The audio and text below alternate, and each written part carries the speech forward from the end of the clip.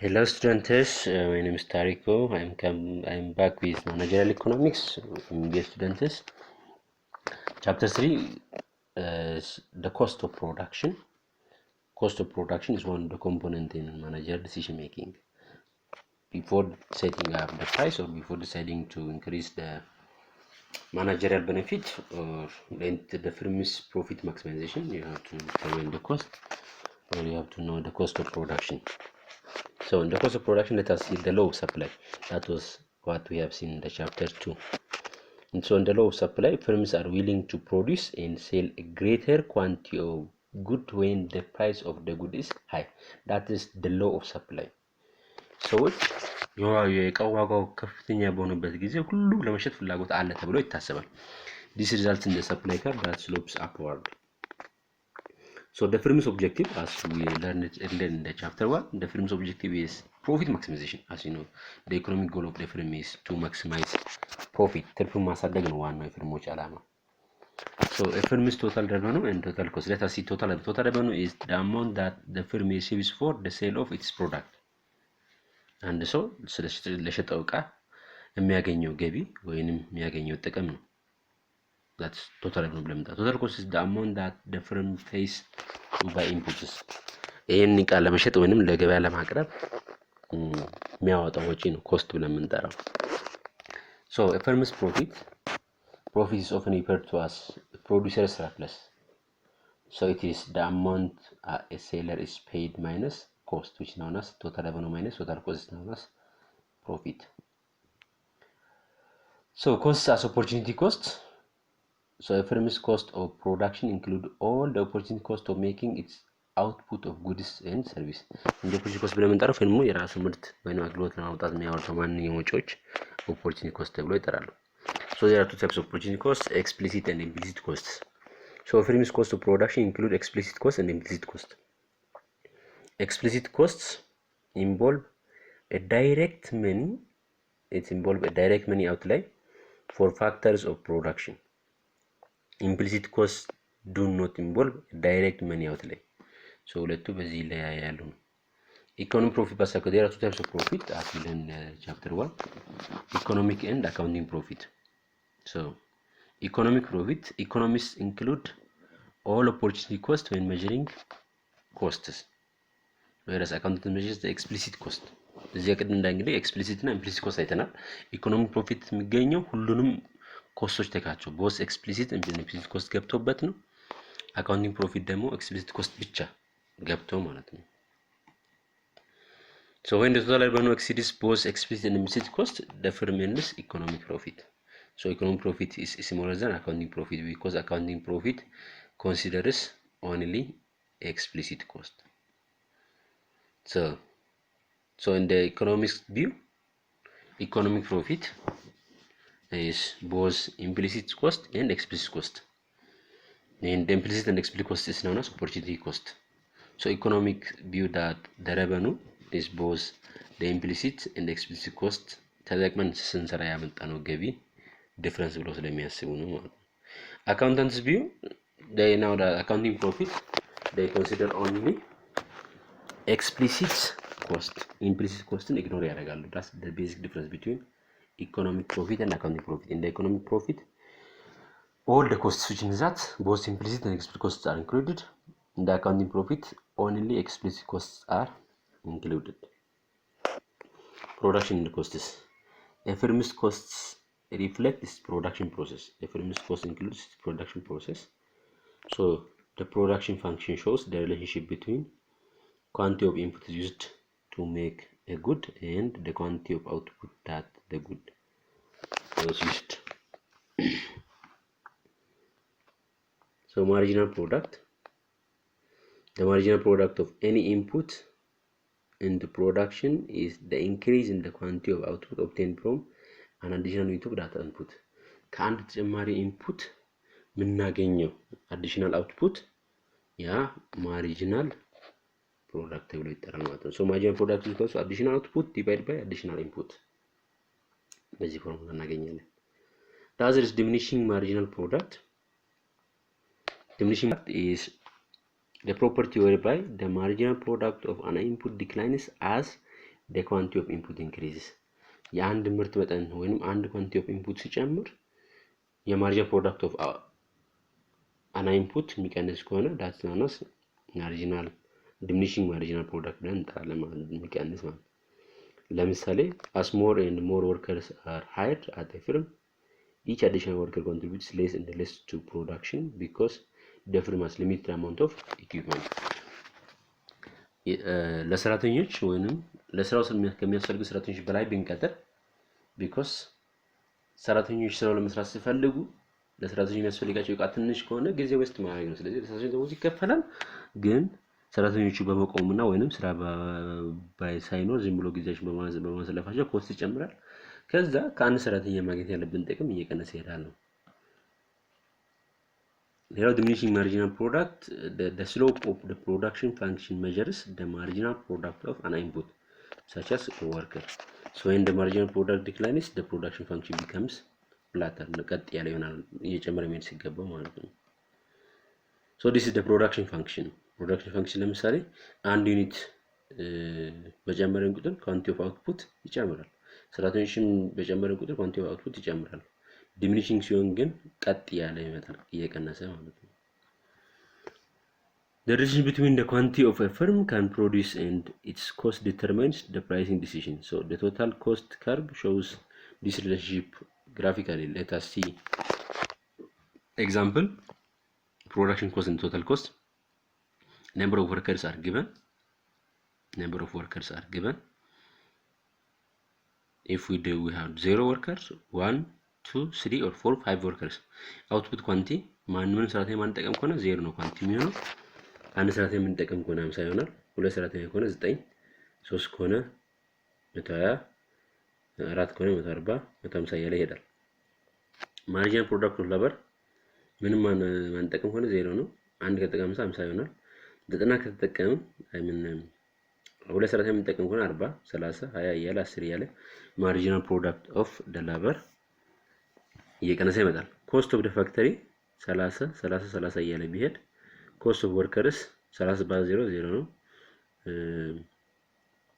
እያለ ይቀጥላል። 10፣ 20 because 30፣ 40፣ 50 እያለ ይቀጥላል። then total cost of input calculate ስናደርግ 30 which is 30 ሲደመር 0 30 30 ሲደመር 10 40 50 እያለ these are the givens. so የሚያሳይ ምንድነው marginal product of the labor and ወይንም production function and total cost እንዴት እንደሚገናኝ የሚያሳይ ነው። በሰንጠረዥ እንየውስቲ here is the total cost, here is the quantity of output. when the quantity of output ሲጨምር total cost curve እየጨመረ ይሄዳል ወደ ላይ ማለት ነው። so the various methods of the cost እንዴት መለካት ይቻላል? የመጀመሪያው cost of production may be divided into fixed cost and variable cost. ይሄ ግልጽ ነው። cost can be classified into two based on their pattern. በፓተርን ናቸው variable እና fixed ተብሎ classify ሊደረጉ ይችላሉ። fixed costs are those costs that do not vary with the quantity of output produced. በተመረተው ዩኒት ልክ ማይቀያየሩ ማለት ነው። and variable costs are those costs that do vary with the quantity of output በተቀየረ ቁጥር የሚቀየር ሲምዛት 20 ስናመርት ወጪው 100 የነበረው 30 ስንማረው ለምሳሌ ሊሆን ይችላል። that's variable cost ነው። ግን ይሄ ማለታችን variable cost fixed ነው፣ fixed cost variable ሊሆን አይችልም ማለት አይደለም። so variable cost can be fixed cost can be variable። የሚወስነው በምንድነው? based on level of output ወይንም based on relevant range of output ነው እንጂ variable cost fixed cost ሊሆን ይችላል፣ fixed cost variable cost ሊሆን ይችላል። ለምሳሌ እንደገና መውሰድ ይቻላል። አንድ ቤት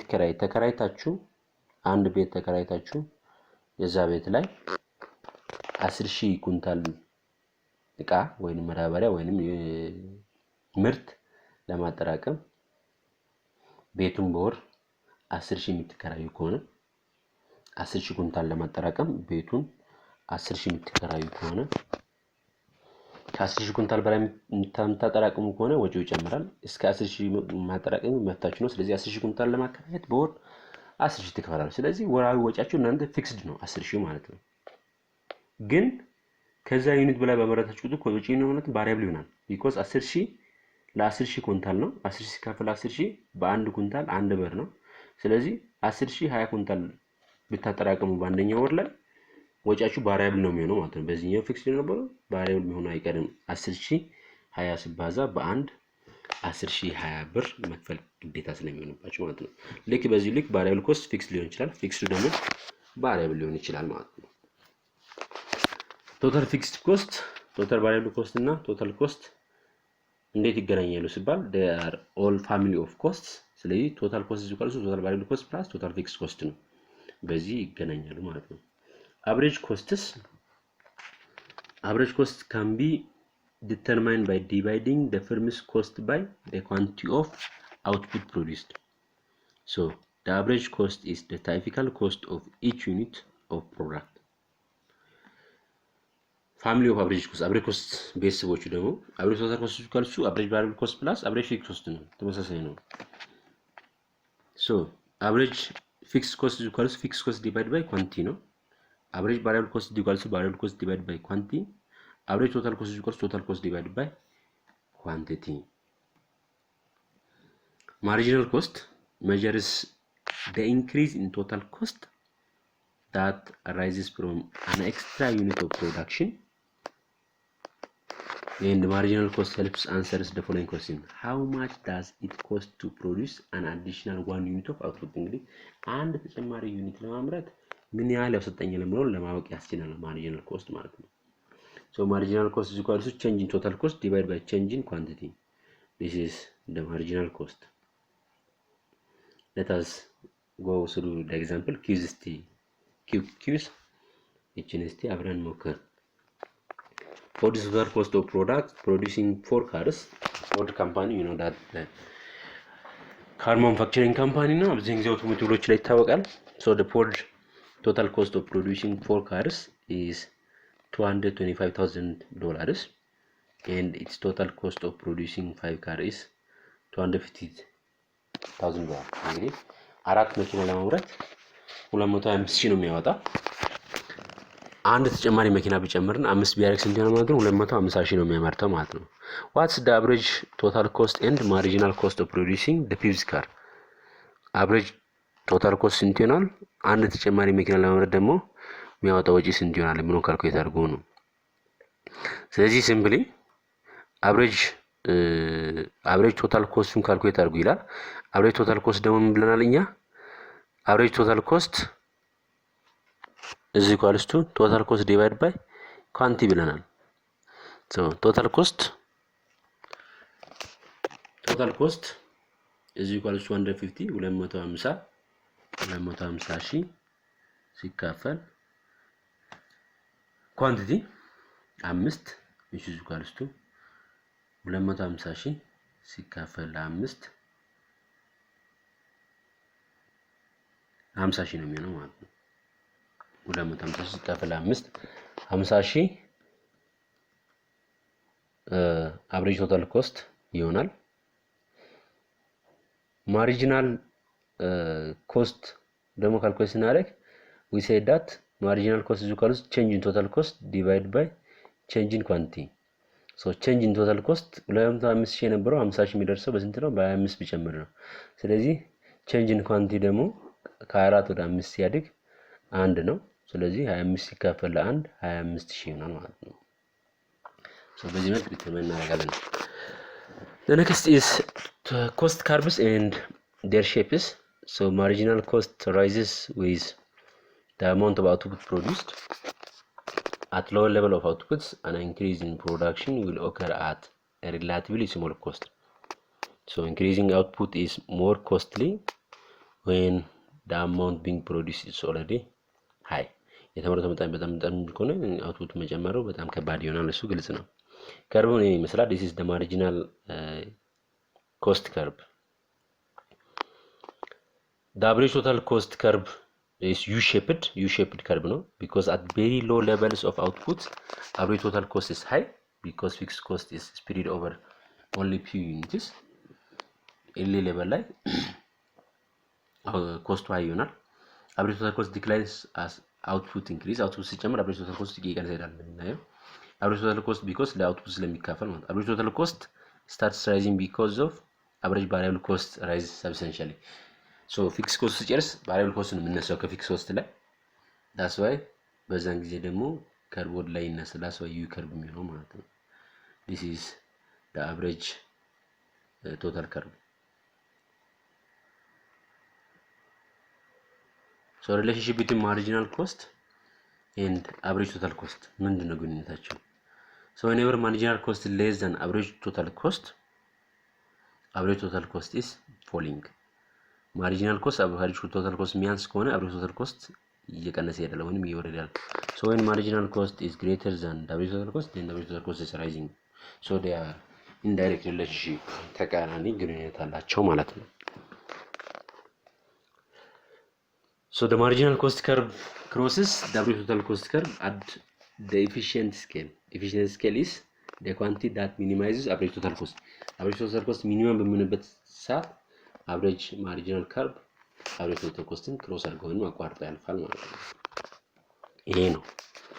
This is average marginal cost which is average total cost minimum የሚሆንበት ፖይንት ነው. እዚህ ፖይንት ላይ marginal cost average total cost cross አድርጎ ነው አቋርጦ ያልፋል. Cost in the long run for many firms the division of total cost between fixed and variable cost depend on the time horizon being considered. In the short run some costs are fixed, in the long run fixed cost become variable. ይሄም ሌላ ፓተርን ቅድም ነገርኳችሁ. so short run ላይ አንዳንድ ወጪዎች ፊክስ ሊሆን ይችላሉ በሎንግ ራን ደግሞ ፊክስ የነበሩት variable ሊሆን ይችላሉ ማለት ነው. Because many costs are fixed in the short run but variable in the long run, firms long run cost curves differ from its short run curves. long run curve short run curve ይላል. ስለዚህ ካርቦቹ ራሱ በሾርት ራን በሎንግ ራን firms ምን አይነት curve ይኖራቸው የሚለውን ይወስናል ማለት ነው. U-shaped long run average total cost curve which is economies of scale occur when the long run average total cost curve falls as the quantity of output increases. This economies of scale occur when the longer run average total cost rises as the quantity of output increases. ስለዚህ economies of scale የሚሆነው መቼ ነው ማለት ነው? occur when the longer run average total cost falls as the quantity of output increases. Constant return to scale occur when the longer run average total cost stays the same the quantity of output increase. quantity of output ቢጨምር total average total cost ተመሳሳይ ነገር ለሚቆም ከሆነ ማለት ነው ወይንም change in the quantity matter ማያደርግ ከሆነ ማለት ነው. This is average total cost in the short run with small factory. This is average total cost in the short run with medium factory and this is average total cost in the short run with large factory. And this is average total cost in the long run. So average total cost in the long run ማለት ነው. At this stage we are in the economies of scale. At this stage we are constant returns to the scale. And at this stage we are diseconomies of scale. quantity እየጨመረ average total cost በዛ ልክ እንጨምር ከሆነ ማለት ነው. Okay, let us go through with the next cues. እንደ cues ተጨማሪ ሁለተኛ cueሳችን እስቲ when Boeing produces 9 jets per month its longer run total cost is 9 million per month. Boeing 9 ጀቶችን በወር ባመረተ ቁጥር ቶታል ኮስቱ 9 ሚሊዮን ቢሆን when Boeing produces 10 jets per month its long run total cost 9.5 million per month ቢሆን does Boeing exhibit economies of or diseconomies of scale? የትኛው ላይ ነው Boeing ሊሆን የሚችለው ማለት ነው? because ምን ብለን ነው ያወራነው economies of scale occur when longer run average total cost falls as the quantity of output increase. quantity of output ሲጨምር total average total cost quantity of output ሲጨምር average total cost የሚቀንስ ከሆነ average total cost የሚቀንስ ከሆነ economies of scale ውስጥ ነን ነው quantity of output ሲጨምር ማለት ነው. quantity of output ሲጨምር average total cost የሚጨምር ከሆነ we are diseconomies of scale ላይ ነን ብለናል. ስለዚህ ወደ ኤግዛምፕላችን ስንመጣ ቦይንግ 9 ጀትስ በወር ባመረተ ቁጥር longer run total cost 9 ሚሊዮን ከሆነ 10 ጀት ባመረተ ቁጥር ደግሞ 9.5 ከሆነ ሶ አቨሬጅ ቶታል ኮስቱ 9 ሲሆን 9 ሚሊዮን ሲካፈል ለ9 which is 1 ሚሊዮን ነው። 1 ሚሊዮን አቨሬጅ ቶታል ኮስት አለ። ከዛ 10 ሲሆን ደግሞ 9.5 ሲካፈል ለ10 0 ወይንም 950 ሺህ ይሆናል ማለት ነው። ስለዚህ አቨሬጅ ቶታል ኮስቱ ኳንቲ በጨመረ ቁጥር አቨሬጅ ቶታል ኮስቱ ይቀንሳል። ሶ አቨሬጅ ቶታል ኮስቱ ኳንቲ በጨመረ ቁጥር የሚቀንስ ከሆነ ምን ውስጥ ነን ብለናል? ኢኮኖሚስ ኦፍ ስኬል ላይ ነን ማለት ነው። ኦኬ the goal of firms is to maximize profit as you know. ወደ ኮንክሉዥን እንግባ። ሳማራይዝ እናደርግ። as you know the goal of firm is to maximize profit which equals total revenue minus total cost. So some costs are explicit and others are opportunity cost which are implicit. So total cost is equal to explicit cost plus implicit cost in አይተናል። So a firm has fixed and variable costs. So fixed costs do not vary with quantities produced and variable cost varies with quantity in አይተናል። And as what we have seen this chapter is average total cost is total cost divided by the quantity of output, and the marginal cost is the amount of total cost rise if output is increased by 1 unit. በአንድ ዩኒት marginal cost የሚገኘው ነው። እንግዲህ the amount of total cost is known as marginal cost ብለን እንጨርሳለን። Marginal cost generalizes with the quantity of output. Average total cost first falls as output increase and then eventually rises with the further output which is known as U-shaped curve ይሰጠናል ማለት ነው። So firm's cost often depend on the time horizon being considered. እንግዲህ የፍርሙ ኮስት የሚወስነው በታይም ሆሪዞን ነው። እንደ ሾርት ተርም እንደ ሎንግ ራን። እንደ ሎንግ ራን